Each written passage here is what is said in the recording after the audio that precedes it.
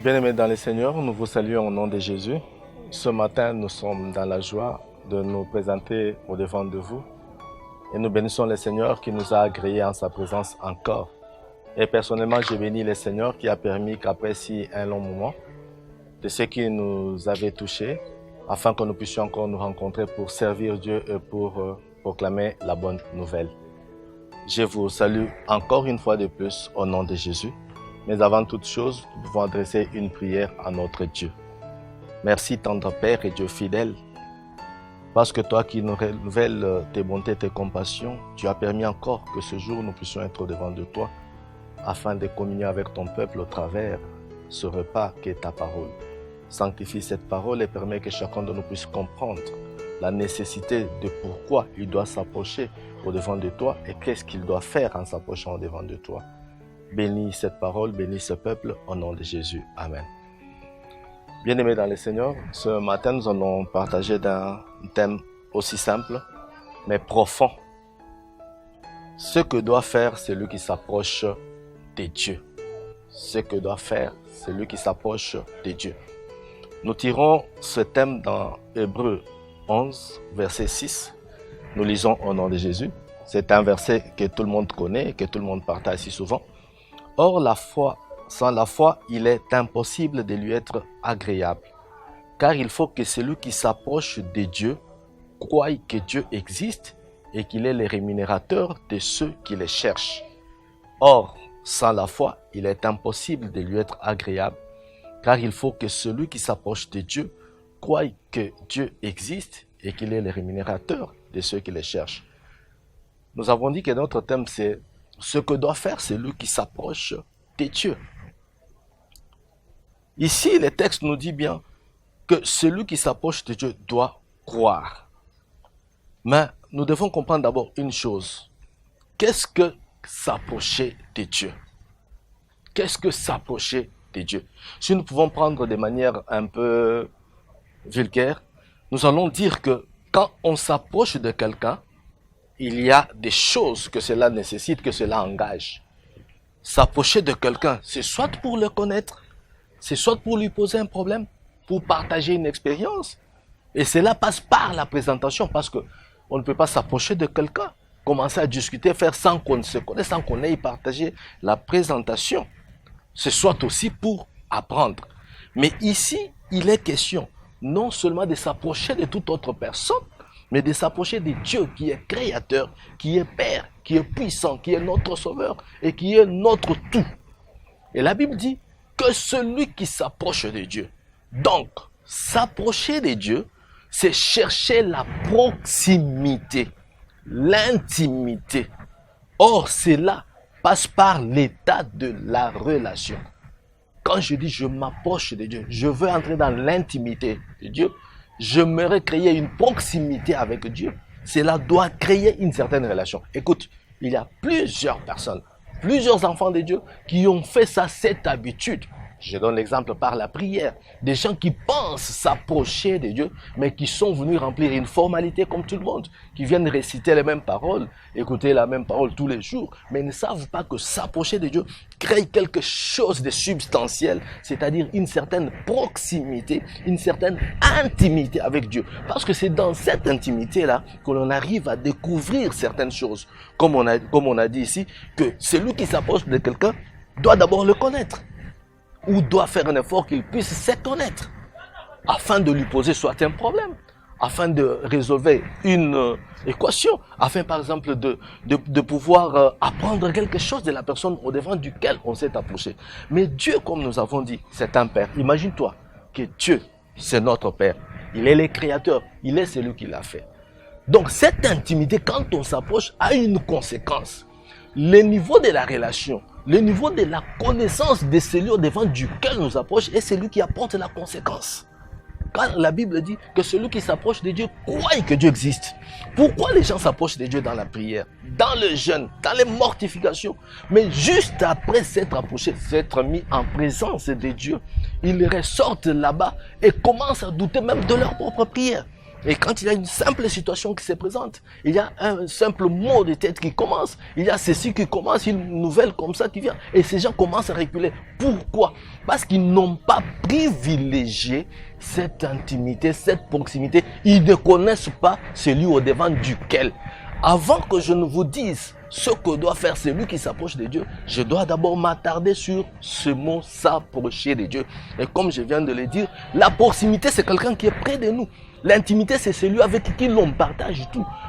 Si c'est un ami intime, c'est celui que l'on connaît bien. On connaît ses capacités, on connaît sa valeur, on connaît ce dont il est capable. Mais si quelqu'un sait qu'il s'approche de Dieu, comme je l'ai dit, le Père, le Créateur, le Sauveur, c'est que toute personne qui s'approche est censée comprendre, connaître dans la profondeur ce que Dieu peut faire, ce dont il est capable, ce qu'il veut et ce qu'il ne veut pas. C'est à ce moment-là qu'on peut arriver à croire. Je donne un exemple terre à terre.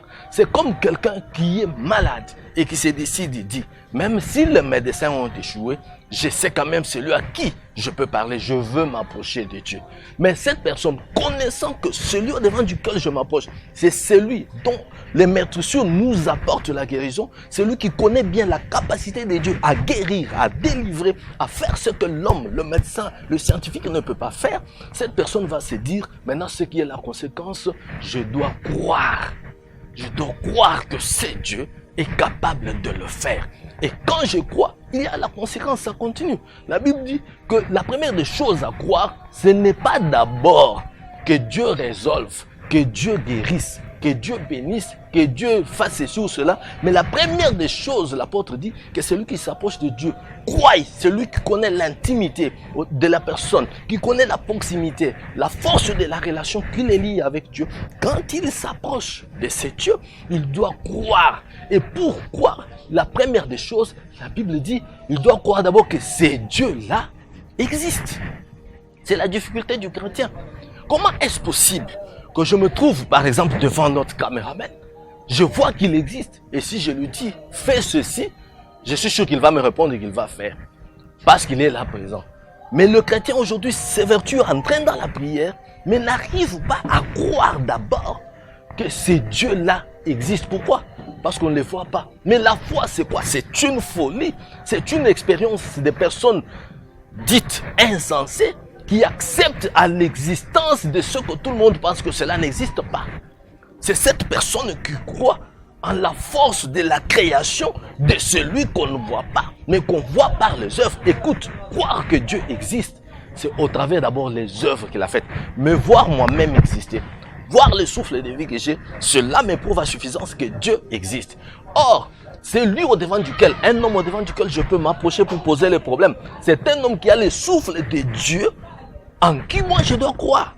J'aimerais que chacun puisse bien comprendre ces choses. Parce que ces textes, nous le répétons toujours, que celui qui s'approche de Dieu croit que Dieu existe. Mais l'existence de Dieu, plusieurs personnes la proclament comme ça verbalement, mais ne la croient pas textuellement. Pour y arriver, nous avons commencé par dire, il faut créer une relation, une intimité, connaître cette personne à fond. Et maintenant là, quand tu crois en l'existence de Dieu, c'est cela qui va encore apporter cette autre conséquence, que la personne qui croit que Dieu existe doit continuer à croire aussi que le problème que je lui pose, la situation, elle est trouvable, la solution plutôt, peut trouver solution au devant de ces dieux parce qu'il existe. On ne peut pas parler à quelqu'un qui n'existe pas. On ne peut pas parler à une personne de qui on ne croit pas l'existence. C'est la difficulté de plusieurs personnes, de plusieurs chrétiens, et même des serviteurs, des servants de Dieu. Et la Bible dit, il croit que Dieu existe et qu'il est le rémunérateur. Parce que quand on s'approche de Dieu, c'est pour les chercher, c'est pour l'inviter, c'est pour le ramener dans notre propre vie, dans notre propre situation. Amen. J'aimerais que chacun comprenne bien ces choses telles que nous sommes en train de l'expliquer. Mais maintenant, il y a une chose que j'aimerais ouvrir, il y a une brèche que j'ouvre. Quand on s'approche de Dieu, j'ai dit, il est créateur, il est père. Il faut croire en la paternité de Dieu, en la puissance de Dieu, qui fait exister toutes choses. Il y a quelqu'un qui disait toujours, je me rappelle quand on a fait une tournée, c'était une marche évangélique, il y a un papa qui a posé la question, est-ce que vous croyez que Dieu existe? Il est où? Montre-le-moi. Écoute, je peux te montrer Dieu. Quand je vois l'arbre, je sens l'air, je vois l'existence de Dieu. Quand je vois le souffle de vie en moi, quand je vois que mes yeux sont en train de s'ouvrir et se refermer, cela prouve de l'existence de Dieu. Et c'est cela qui me dit, le Dieu, quand les médecins, les scientifiques nous expliquent qu'il y a les intestins grêles, qu'il y a le gros intestin, qu'il y a le pancréas, qu'il y a ceci, il y a quelqu'un qui a ficelé toutes ces choses.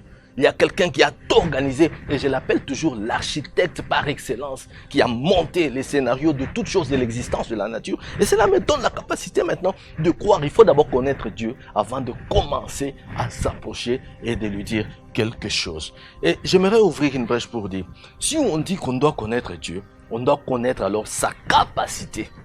C'est dans l'intimité avec Dieu qu'on peut comprendre ce qu'est Dieu.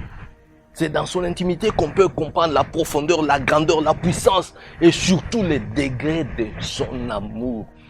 Celui qui vit une intimité, qui sait bien comment il faut s'approcher de Dieu, pour qu'il arrive à mieux croire, il doit comprendre la grandeur de l'amour de Dieu. Parce que c'est cela qui supplante toutes choses. La Bible dit, Dieu a tant aimé le monde sans exception. C'est cet amour de Dieu que la personne doit connaître. Cette autorité que Dieu, ce pouvoir que Dieu a sur toutes choses.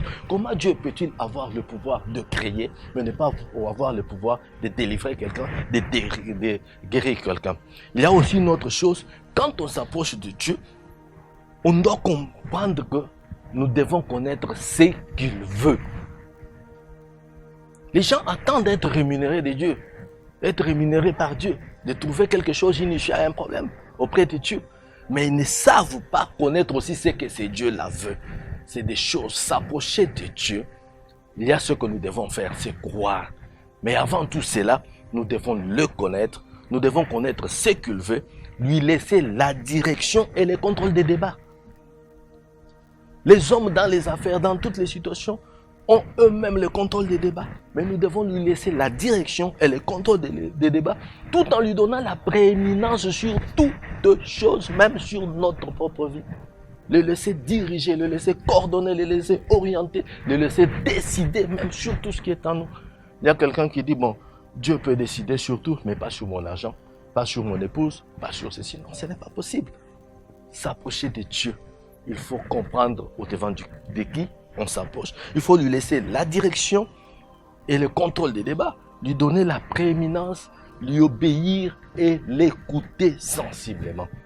C'est alors qu'à ce moment-là, après avoir fait tout cet exercice, on entre dans son intimité et c'est cela qui nous prouve à comprendre que ce Dieu-là existe et qu'il le rémunère. Comment, si tu ne connais pas quelqu'un, peux-tu penser qu'il soit capable de résoudre un problème? Comment, si tu ne connais pas à fond, si tu n'as pas une relation avec une personne, peux-tu comprendre qu'il résout des problèmes, qu'il trouve solution aux situations?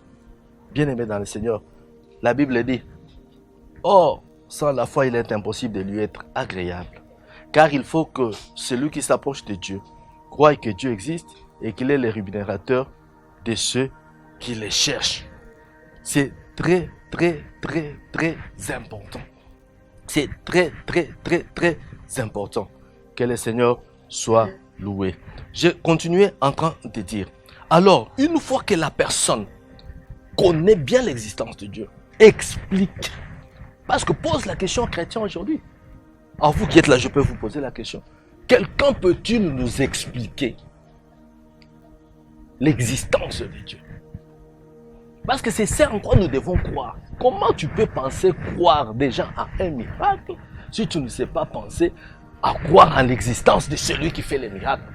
L'apôtre a bien dessiné ces choses. Celui qui a écrit ce texte a bien dessiné. Il a dit, il y a d'abord s'approcher de Dieu, mais il faut d'abord commencer par croire en son existence et puis croire aussi qu'il le rémunère. Écoute, je suis en train d'approcher pour terminer, pour te dire, s'il y a des gens qui savent rémunérer, s'il y a des gens qui savent trouver solution, s'il y a des gens qui savent faire quelque chose, il y a quelqu'un dans le ciel. C'est Dieu qui sait bien le faire parce qu'il en a toutes les capacités, il a tous les moyens possibles. La Bible dit, en cherchant Dieu dans son intimité, en lui obéissant, en laissant à Dieu le contrôle, la direction, le contrôle des débats, il rémunère ceux qui le cherchent. On ne cherche pas un Dieu comme on part chez un quado, comme a chanté un certain prêtre. Non, Dieu, quand on les cherche, c'est pour lui laisser le contrôle des débats. Et la Bible dit, il est le rémunérateur de tous ceux qui les cherchent. La Bible précise, il dit le rémunérateur de ceux qui cherchent Dieu. Alors que tu es en train de chercher Dieu, sache qu'il rémunère. Mais remontons, parce que je dois conclure pour te dire, ce texte est aussi si simple, mais il est si profond, parce qu'il regorge beaucoup de vérités, il regorge beaucoup de choses qu'un homme ne peut pas arriver à faire. S'approcher de Dieu, qu'est-ce qu'on doit faire? On doit croire. Or, croire, il ne faut pas le croire comme tout le monde. Parce que la Bible dit dans Jacques 2,19, tu crois qu'il y a un seul Dieu, tu fais bien, les démons aussi croient, mais ils tremblent. Donc il y a une différence. Pourquoi? Parce qu'entre les démons et Dieu, il n'y a pas d'intimité. Entre les démons et Dieu, il n'y a pas de relation. C'est ce que Jacques dit. Tu crois qu'il y a un seul Dieu, tu fais bien. Les démons le croient aussi et ils tremblent. Tu peux dire, moi je crois. Il ne faut pas voir la croyance des démons. Il ne faut pas voir la croyance des hommes. Mais nous devons voir la croyance qui est fondée sur l'intimité, sur la connaissance de Dieu. C'est ça ce qui importe, c'est à ce moment-là, en croyant, en donnant à Dieu sa place, que Dieu existe. Quand je crois que Dieu existe dans ma vie, il contrôle tout, il fait tout. Et alors, la bonne conséquence, je dois croire qu'il est celui qui rémunère, c'est-à-dire qui répond, qui trouve solution au problème, qui trouve solution aux problèmes de maladie, à toutes les situations et que rien ne peut l'échapper. Amen. Ces choses sont beaucoup plus importantes pour toute personne qui s'approche de Dieu. Nous avons dit, s'approcher de Dieu, qu'est-ce que quelqu'un doit faire en s'approchant de Dieu? Il doit croire. Mais avant de s'approcher de Dieu, il faut créer une relation, une intimité. C'est ce que Christ a fait afin de nous réconcilier avec le Père, afin que nous devenions des enfants qui peuvent s'approcher de Dieu. Ce sont ses enfants, ceux qui ont une relation avec Dieu. Et ces personnes croient en la capacité. Chaque enfant, quand il s'approche de son Père, il connaît au devant de qui il s'approche parce qu'il connaît la relation, il connaît les capacités de son père plutôt. Parce que chaque enfant connaît que son père est puissant, il a l'argent, il a tout. C'est ce que nous devons croire en l'existence de ces dieux et en sa capacité de rémunérer et donner toutes choses. Que le Seigneur bénisse sa parole. Je m'aimerais te dire une chose. Chaque fois que tu veux t'approcher de Dieu, concentre-toi pour comprendre s'il y a cette relation. Si réellement tu crois qu'il existe, ou bien tu ne le fais pas formalité parce que tout le monde le dit, parce qu'on te l'explique, ou si toi-même tu as déjà expérimenté cela, et c'est alors que tu verras qu'il rémunère. Que le Seigneur bénisse tous ceux qui nous suivront. Et ma prière est que la grâce de Dieu abonde, que la puissance de Dieu se manifeste au travers de cette parole, et que les gens arrivent à comprendre ce qu'est Dieu, à avoir cette intimité, et que toute personne qui a un problème, quel que soit ce problème, je le déclare au nom de Jésus, qu'il y a une solution pour toi. Que le Seigneur bénisse l'équipe qui a travaillé avec nous, qui bénisse notre pasteur Eva, qui bénisse le frère Dan, le frère Bavon, et tous ceux qui travaillent à cette diffusion ce matin. Que la grâce de Dieu vous accompagne dans toutes choses, et restez toujours branchés sur la page Facebook de l'Église. Que la grâce de Dieu vous suffise au nom de Jésus. Amen.